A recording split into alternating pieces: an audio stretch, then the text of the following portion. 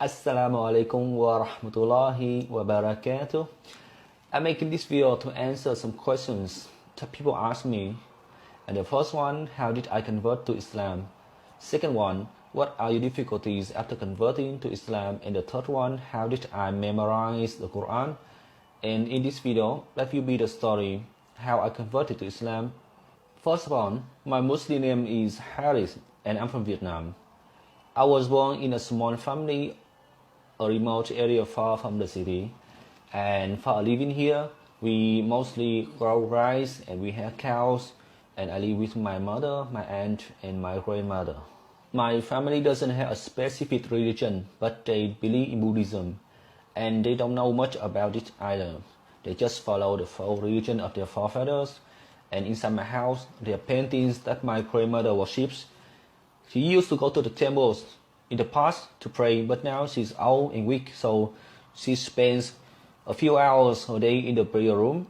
I had my first spiritual talk when I was a child.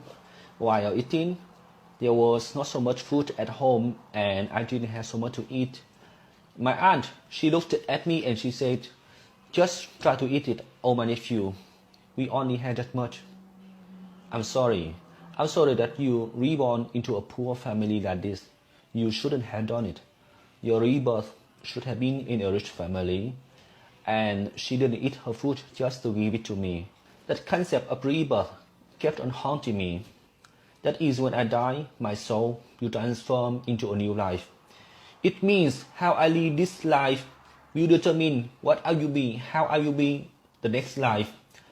If in this life I'm a good person, when I die, I will reborn like to be a king or a rich person to enjoy happiness, to enjoy life. But if in this life I'm a bad person, I do a lot of bad deeds, evils, so when I die, my next life will be an animal or in low class people to suffer. Why is that? And I ask myself, why is life not fair? There are children who are born in rich families and they don't have to do anything and they don't have to worry about anything. And meanwhile, there are children who are born into like the needy families. Why is that? I couldn't understand. And we had a small 14-inch TV in my house and I watched the movies from the West. I saw miracles. I saw angels coming down to help people. But when I grew up, I realized, I knew it. It was a miracle, but some kind of special editing effects.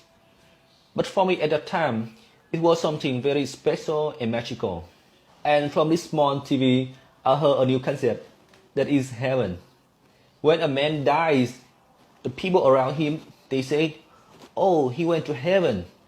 So what is heaven?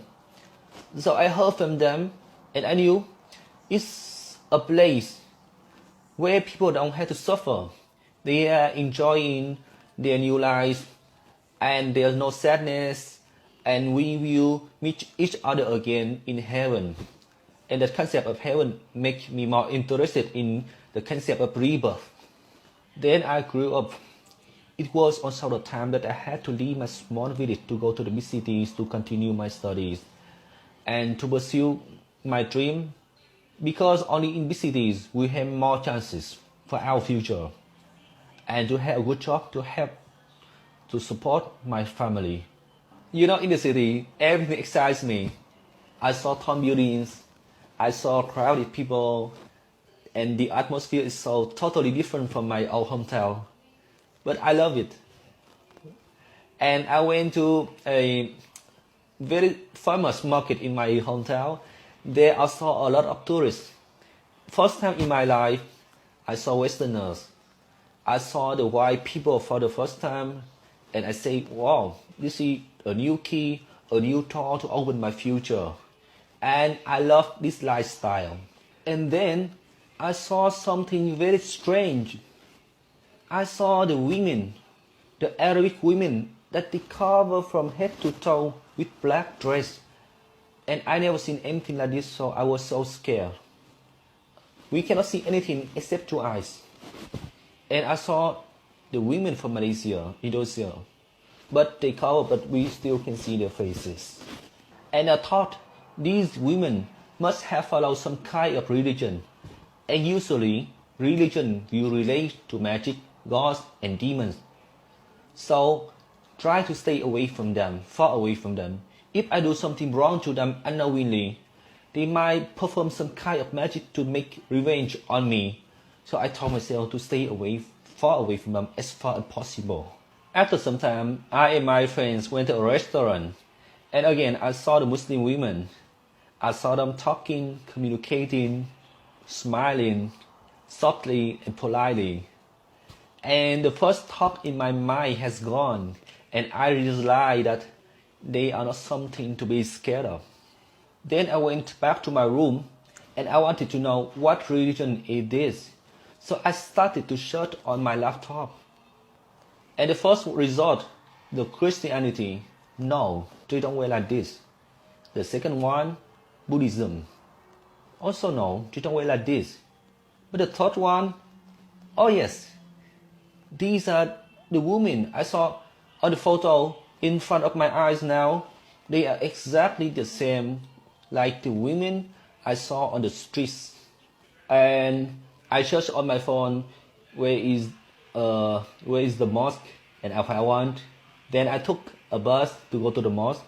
I was wearing like t-shirt and short and shoes like an American.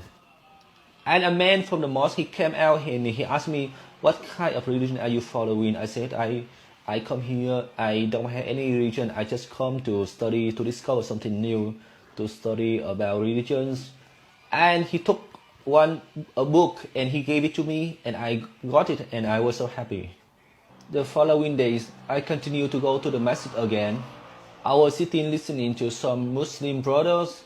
They were discussing, talking about Islam, and I felt so interested. I remember one day I went to the masjid, and it was on Friday.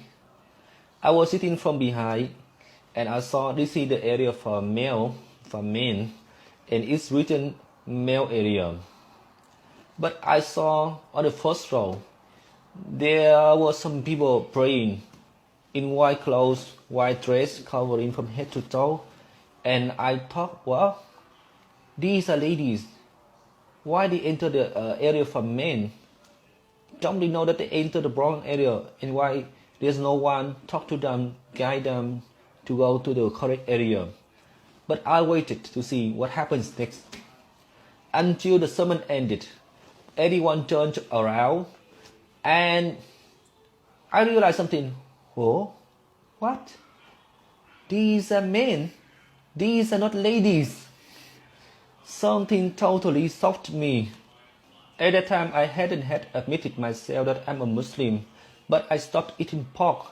So I only went to the vegetarian restaurant to find food, because all around, like haram. Pork is everywhere. The people here love pork.